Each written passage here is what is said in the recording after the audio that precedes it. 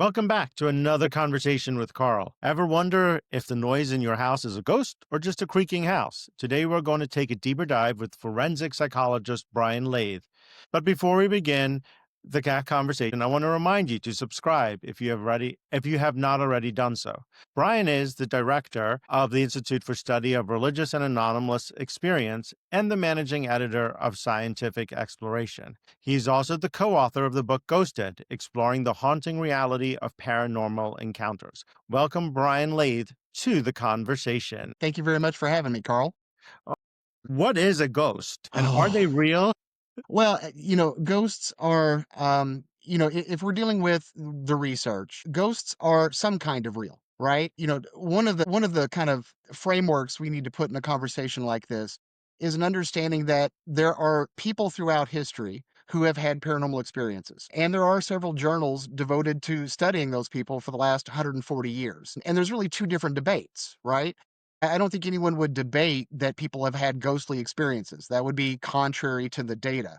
But then there's a whole separate debate about how, quote unquote, real, right, ghosts are in terms of what we might call mainstream materialistic science. So the answer, what is a ghost, is sadly partially due to belief, right?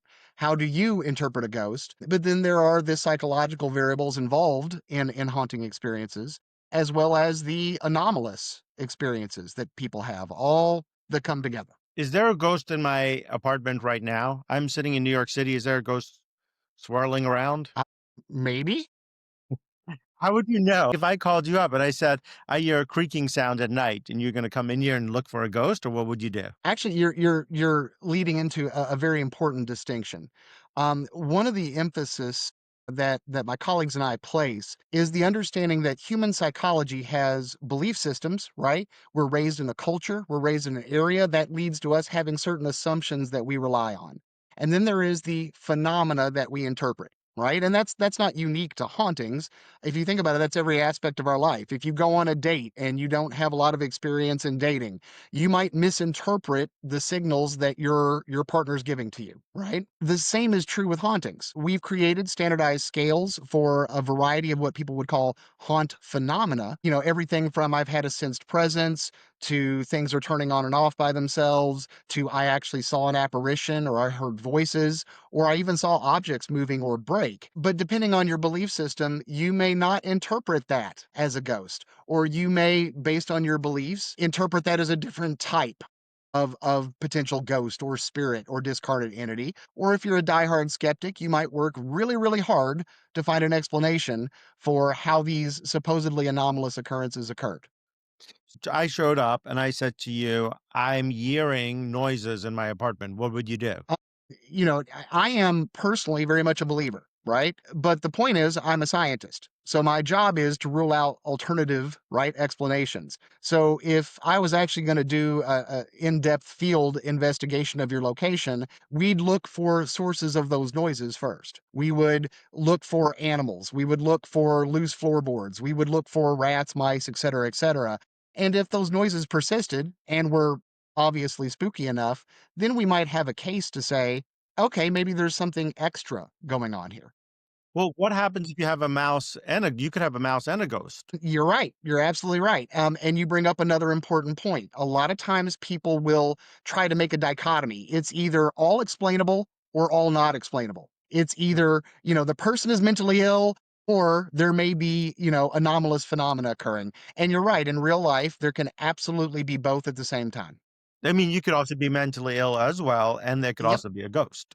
Yes. Like Yes, all of that could be absolutely. And true. in fact, we've done several papers at this point where we're showing that, neurotic symptomology or certain DSM-5 diagnoses do not preclude the person reporting overt or objective experiences, things like objects moving, right? Which is harder to explain in terms of like a subjective psychological state. What are paranormal experiences? You're probably going to hate me throughout this entire thing because I'm going to go, well, that's difficult.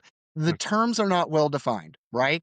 okay. If we take pure empirical method, we take the scientific method, right? We have things that we believe we can explain, and then we have things that the current model does not explain. So one way we could look at it is paranormality or paranormal experiences are when people have experiences that don't fit existing popular science models. And in that sense, I would be an advocate and say if you look at the sum of the research history and really just history itself, it should be apparent that we have situations where things do things that they shouldn't do according to our mainstream laws. That is very well documented. Now, how deep you go into it and how much you can explain is up for grabs, but there is definitely a record of anomalousness. So I would say paranormality or a paranormal experience is phenomena that we're told can't happen, yet we seem to experience it anyway. If you go to a church, a synagogue, and you pray, you're not praying to, you're praying to something. So that could help you explain ghosts and it could help you explain the other side.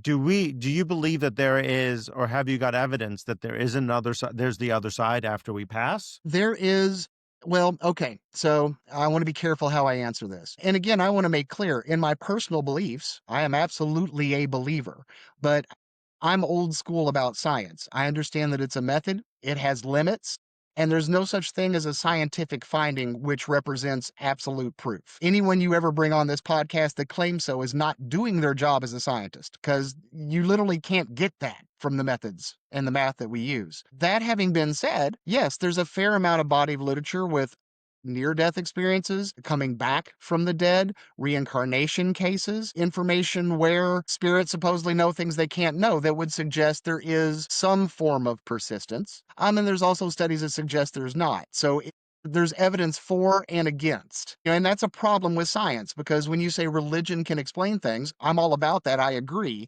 But religion is faith based, right? Yes, We correct. take it and accept it, and then from that faith, we interpret the things that happen to us. Doesn't make it wrong, but it doesn't fit. If we're playing strict empirical scientist, which isn't always the best angle, that's just one method of explanation. You don't get absolutes along those lines. Separating faith from data is something that every parapsychologist or anomalistic psychologist should struggle with, and it's the same with a skeptic, right? Skeptics have beliefs, and they apply those beliefs to the data that they find. Who are the people that you work with? Actually, most of my colleagues are skeptics. They are not believers. In fact, I'm the minority. And I enjoy working with skeptics because they're going to ask those hard questions that are going to make a better scientific evidence paper, right? So, back to your earlier question, they would certainly be insisting that we look in the attic for mice. They would certainly be insisting that we look for trickery, magic in a sleight of hand sense. And that's necessary. I mean, if you really wanted to make a case for genuine paranormal phenomena, I have a couple of papers where I make a pretty good case for that. It's not absolute, but it's pretty good. You want to rule out any possible alternative explanations. So, no, most of the people I work with will not admit to ghosts. I had a visual anomaly. I was like, but you told me you saw this thing over. No, nope, that was a visual anomaly. I don't mind working with skeptics because the how, if you think about it, that science does, doesn't explain the why. So you could have a floater in your eye, and then all of a sudden you can say, well, I thought I saw something, and then you believe it's a ghost, and it's not a ghost. Sure. There is, there's all sorts of perceptual tricks and cognitive biases that we as humans engage in. And so, yeah, whenever in the years that I used to do field investigations and write papers, we used to say, 90% of the stuff that's been reported here, we're probably going to be able to explain. We're looking for that 10% that's very difficult to explain. And sometimes we got it in pretty controlled conditions. So yeah, there's a lot of human interpretation in the process of a haunting. If you go into a study wanting to find a ghost, isn't there a bigger chance that you will find the ghost? Yes, researcher bias is a real thing. And participant bias is a real thing. And there are, for researchers that really care about dotting the I's and crossing the T's, you put methods in place to protect yourself from that sort of over-reporting. And you also make a distinction between things you can and can't measure, right? We normally divide paranormal experiences into what we might call subjective or internal to the person, right? I felt a presence. I sensed or even had some sort of physical sensation versus objective phenomena, stuff we can record where this light anomaly or apparition, we caught it on camera, or this object moved and we caught it on camera, right? Subjective experience is very, very hard to prove or disprove. It's internal to the person. So if you're looking for verified evidence of hauntings, if you're just interested in being like, no, look, this phenomena occurs, then you have to capture objective phenomena. You have to capture stuff that's outside of the person. So, look, when you're looking at a ghost, or you say there will be a ghost in your house, who usually shows up?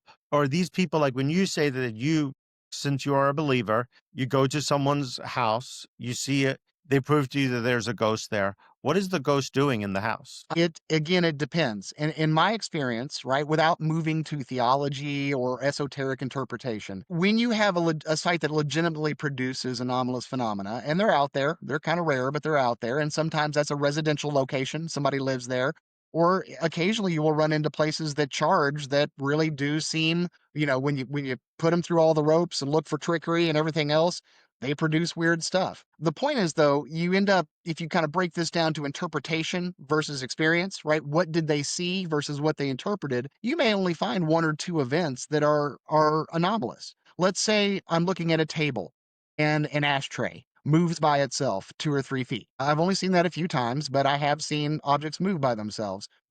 Could that be grandpa? Could that be a demon? Could that be an angel giving you a sign? All of that. And I'm not saying any of that's wrong. Okay. I want to be clear. That's not me judging. But we can very clearly say that that is a function of the interpretation of the people there, right? That core event is going to be interpreted in a variety of theological or belief ways. And in terms of getting, why are you here, spirit? Tell me who you are and what you are. That's a very rare occurrence. It's happening through a medium or a psychic, which leads to all sorts of potential interpretation issues. So, you don't get an absolute answer if you're being really objective about it. And I'm not saying, again, any of these interpretations are wrong, but they are belief laden interpretations, which could be right. Again, I'm not making a judgment there. Absolutes don't exist in science. And absolutely explaining the source of this type of phenomena at the current time, I would say, is by science standards impossible. What is people's reactions? Most people, and that's why we developed what we call haunted people syndrome, right? Because regardless of how you interpret it, for the person in context of their life and their belief system, we do know of people that just have these repeated paranormal occurrences. And they are usually detrimental to their well being. They create anxiety and they create fear, which is why, of course, we had 20 years of ghost hunting shows and people calling and panicked and people come out. Because, of course, for people that aren't used to it, that unknown, that idea of an invisible visitor, right, is disturbing, particularly if it appears to be malevolent or mischievous. No, when you go home, you want to be safe. You want to sit down, you want to watch your TV, you want to read a book. You don't want objects moving around or acting like a 4-year-old child seeking attention that's invisible. So there's a very real psychological consequence to people that Well, that go through these. well, if there's a roach that's in my apartment, I already feel like I've been violated. So Yeah. it's like, the roach is not invited into my apartment. And and Yeah. and to a major point, regardless of what we can and can't predict or whatever potential explanations are, these are people in distress and they deserve respect and being treated honestly, right? In terms of trying to find ways to alleviate that stress, that anxiety, and that dis-ease, right? We don't say disease, we mean dis-ease in a literal sense. They're uneasy. And that's one of our main themes in doing this research, which is not trying to debunk a person and telling them, oh, you're full of it. This isn't real. Going, okay, what are you experiencing? How do you interpret this? What's going on in your family?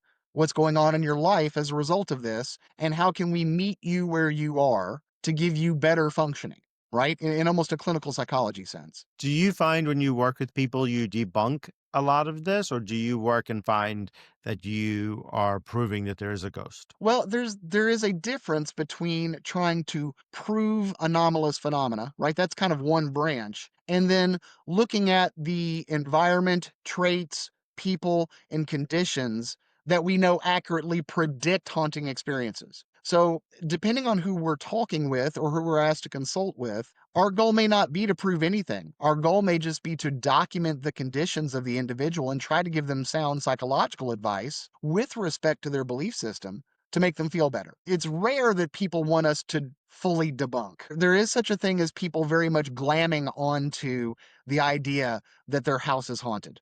And sometimes they don't want anyone to tell them otherwise. So you have to have a little bit of psychological awareness when you're asked to consult on these sort of situations and frankly cater to what the family or the individual needs as opposed to what our particular scientific goals might be. We just had Halloween.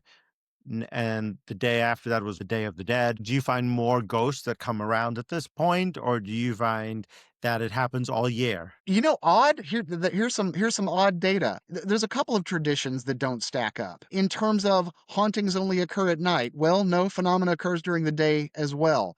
Hauntings only occur if horrible things have happened to a person or a place. Also not necessarily true. I've been to locations where there are horrid stories. You can historically debunk each and every one of them. They're not true. And yet the place did some crazy phenomena that I have yet to been able to explain. Seen necessarily an increase in reports of hauntings. I do think because of the time of the year, people are more likely to pay attention or seek that sort of phenomena during that time. So if I was going to be a scientist about it, because my original training was in social psychology, I would say that it's probably, if you get more reports, it's more likely because we have a whole month dedicated to weird and spooky in our culture, as opposed to actual manifestations of spontaneous manifestations of ghosts or haunts. Are there places where you go and you'll see the paranormal on the subway, in a store? Where do people report them? Well, that answer I can actually kind of talk about in context of research. One of our main areas we've been working on the last couple of years is assessing the environment in context of a person's traits and what we would call transliminality and paranormal belief and the kind of experiences they have. And we've now repeatedly shown, and we're about to publish several more papers, that what we call a liminal environment tends to foster paranormal experience. Now, whether it's true or not, that's separate, right? But in terms of experience, the more that a location is kind of in between, it's neither night nor day. It's kind of cluttered, but it's not. The more that the environment is kind of confusing and not standardized, or has specific cues to indicate spookiness, right? We know there's a very real psychological association there with reporting more types of phenomena you would associate as a haunting. Yes, the old house trope is true. Yes, the abandoned asylums trope is somewhat true. But if you think about it, those also meet that liminal criteria. So the more you go into a weird space, and a second variable, the more that space is what we would call enchanting. It draws you in. The various objects and layout of the location tends to kind of put you in a sense of awe or bewilderment, in either a positive or a negative sense. We know that also facilitates haunting experiences. Notably, I want to be clear, that doesn't mean that the haunting experiences aren't real. It doesn't mean they are either. It just means we know there's a that the environment has a relationship. The type of environment has a relationship in terms of whether or not a person is going to be likely to have those experiences. So, when you get to someone's house or someone calls you up, what are the first things that you do? Well, if they call us up, and I want to be clear, I haven't been active in field investigations for about a decade now. I'm getting older. I got a kid. I can't do 4 in the morning. But in any group that's worth their salt, and you have to be very careful with the groups that you contact because a lot of them really don't have background in, I'm not an elitist in any way, shape, or form, but you need individuals that at least have a little bit of a background in the scientific method, in interview techniques. You can end up in trouble there if you're not careful. When we used to do it, we do a comprehensive background check before we'd even consider coming to the site. So we would ask questions about their family history, previous experiences, how old's the family, what's the family doing, how's the family doing, right? Medications, medical issues, if they're willing to share it, psychological conditions, right? And then we would review that before we would necessarily even show up on a doorstep to look at a location. How do you know that someone isn't an illusionist and that you don't get caught up in that it is a manipulation? I'd say there's 2 points to that. The first point is a probability point.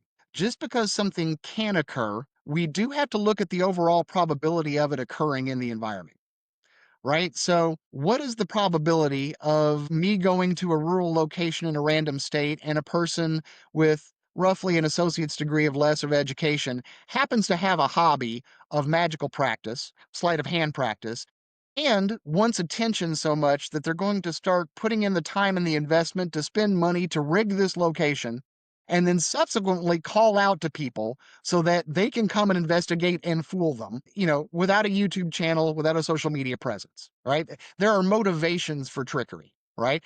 And you are absolutely right. You have to look out for that, and you have to look out for it more and more if it's a location that somehow gets attention, fame, media, or money from their reputation of being haunted.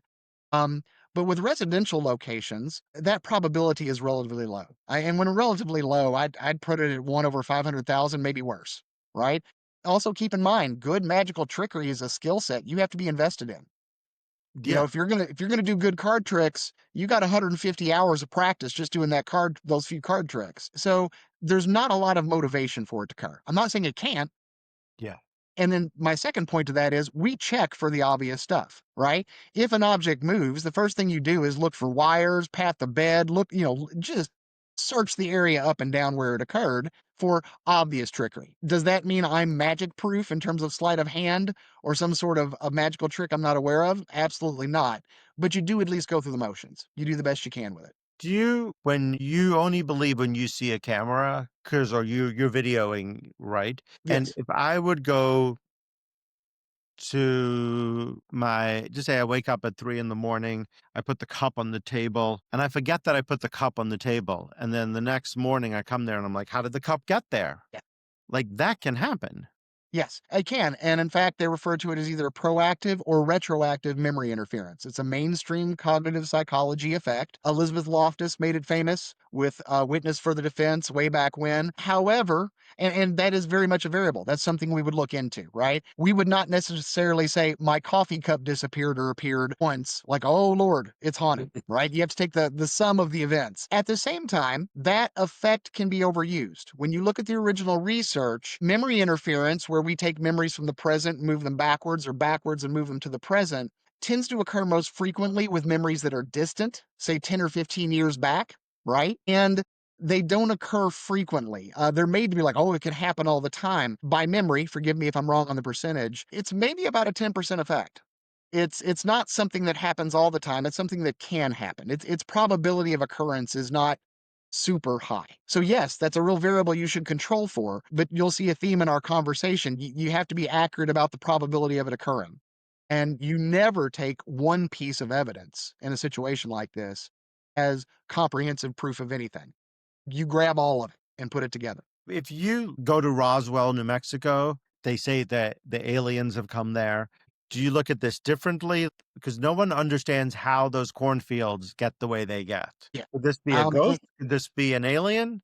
Could this be a kids playing games at night? No, silly. They're lizard people. Everybody knows that. This is the thing. I don't have a problem saying I don't know, right? And I really abide by that as a scientist. I love the paranormal. I love studying it. And I'm also trying to be very honest with I have no clue. We don't have enough evidence. And ufology and those sort of reports are in some cases are actually in all cases even trickier than hauntings because, back when I'd go to a site, I can control a house. I can lock the doors. I can set up camera and audio systems to verify who's coming in and out. What do I do with a cornfield, right? What do I do with a person that says that they were abducted? Like I'm not going to discount their experience, but in terms of formal scientific tests, I don't know. Ufology, I love to listen to it. I'm kind of a hobbyist, but in terms of it being like something that's really empirically testable, that's hard. That's very hard. Of course, you have the videos of lights in the sky and stuff, and I don't doubt that those are anomalous videos, the ones that haven't been hoaxed. But again, we come to interpretation. 300 years ago, that was a fairy or a demon. Yeah. Now we think it's people in spaceships. Again, I'm not saying they're wrong. I'm saying it's a domain of belief or faith at this point. It's kind of hard to knock out. You seem like the way you start is you believe people. You start when somebody calls you, you believe them. And then afterwards, you try to look for evidence to make sure what they're saying is correct. But someone once told me that when we meet someone in 30 seconds, we have an idea if we like them or not. And then we spend the rest of the time trying to find evidence to prove our belief true. Yes, Yeah. confirmation bias. Yes. Not like you and I haven't seen that in media and social media for the last 10 years. There is, no, you're absolutely right. And again, I would fall back to the previous distinction. If a person is showing a lot of distress psychologically, they're in a hot mess, and this ties into hauntings, I would tell them up front, I don't care if your experiences are factually real. I'm here to document what you've experienced. I'm going to take you at face value. And then we're going to try and figure out how you can cope with this in a meaningful way to make your life better.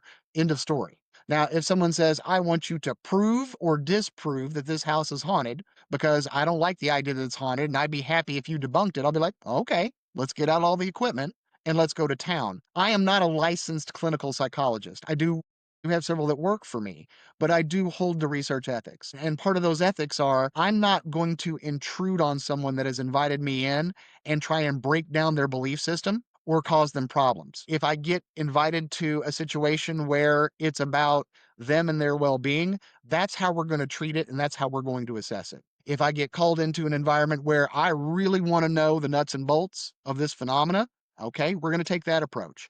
What we don't want to do, to be use unprofessional language, is I don't ever want to piss off somebody How, that I'm how coming did into because that's not ethical. how did you get involved in this? Well, for the first few years, I really was just an amateur investigation organization, except having a PhD, I was like, nope, I'm going to do this right. I'm going to go out and collect evidence, and we're going to see what we can and can't demonstrate. And by the way, the result of that was three very solid papers showing a very real statistical relationship between changes in electromagnetic fields and objective and subjective phenomena. Three replications, I call that, I'm willing to say, hey, there's something there. Somebody is welcome to debunk that down the road, but I think we're pretty solid there. But as I've moved into more of a research domain, and the last 8, 9 years has really been more about collaborating with colleagues and creating good psychological environmental models. At this point, just occasionally someone will reach out to us based on either the book or previous research that we've done. And we try to always be helpful. Right. Once we've screened for, extreme mental illness or extreme drug addiction, right? We just try to be useful. Yeah, in a nutshell. How do other scientists react to you? I was a tenured or full-time professor for about 17 years. It's going to be controversial when I say this. There is a growing mythology or punditry that is being produced in the academic community nowadays, where lots of claims about this can or can't be, or this is true, or that is true, or this is my ideology are made on a regular basis. And unfortunately, many of these individuals have either not at all looked into the literature, history, philosophy, or research of the field, or are purposefully aware of it and lying. And I find that personally highly problematic because I'm of the old-fashioned belief that our job as academics and scientists is to be neutral, evidence-based arbiters. And I fear that money and politics in the last decade have greatly influenced, I should say, at least the public mouthpieces of science.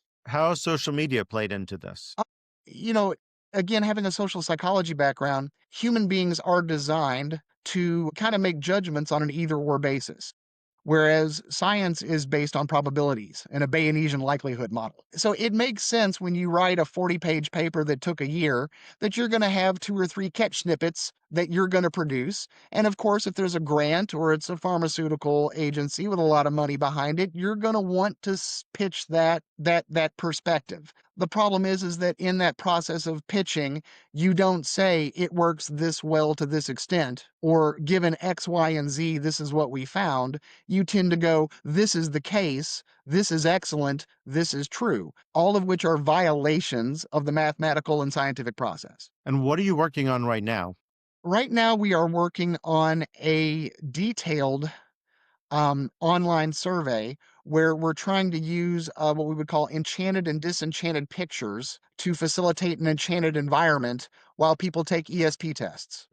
But we are screening for high degrees of what we call our haunted people syndrome screener, people that have a history of paranormal experience, and people that are high in a trait variable we call transliminality. Because our previous work has found that people that are high in transliminality, placed in an enchanting environment, actually do above chance scoring in ESP. And this will be our first large scale replication of that. But we've done 2 laboratory studies in the last 4 years in the field that show promising findings in those regards. And then how are you funded for all of this? Currently, we are on a bio grant, which is a large company in Portugal, Spain. Oh, wow. Um, and they're one of the very few businesses or corporations that offer funding, very few, to people interested in anomalistic or parapsychological research. Before we wrap up, anything else you want to add to the conversation? Uh, just a wrap up in the sense of science is one thing, and I'm a big fan of it, and I like to use it. Just because data doesn't necessarily find a relationship between X, Y, and Z doesn't mean that a person's paranormal or spiritual experiences don't have merit or reason. So, I want to be clear that in me making all these caveats and saying I'm neutral and I'm X and Y, I want to be clear that I'm not taking a side. I think there is value in certain types of spiritual experiences. And frankly, for the person, it doesn't really matter if they're absolutely real. You having some sort of massive spiritual experience, oh, great. Somebody can debunk it or say it's due to X, Y, or Z. That doesn't change the real psychological effects and meaning that you had from that experience. I want to make sure I don't belittle the spiritual experiences themselves because I find them very personally relevant. I'm just being honest about what we can and can't do as a scientist and trying to be fair in reporting that as well. Brian Laythe, thank you so much for joining me today for this conversation. Just a reminder, if you enjoy this conversation, please hit the subscribe button. Until the next conversation, thank you so much. See you then.